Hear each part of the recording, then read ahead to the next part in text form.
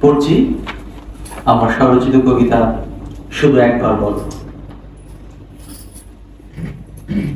শুধু একবার বলো, আমি সাহারার মরুভূমিকে হিমালয়ের পাদদেশে এনে দেব, সমস্ত বরফ গলিয়ে সমুদ্রের পানিতে মিশিয়ে দেব।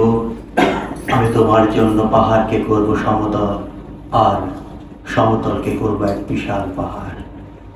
কারণ তুমি পাহাড় আর সমুদ্র অনেক ভালোবাসো। তুমি সমুদ্রের জলে স্নান করো আর পাহাড়ের চূড়োয় দাঁড়িয়ে বাতাসকে আলিঙ্গন করতে ভালোবাসো।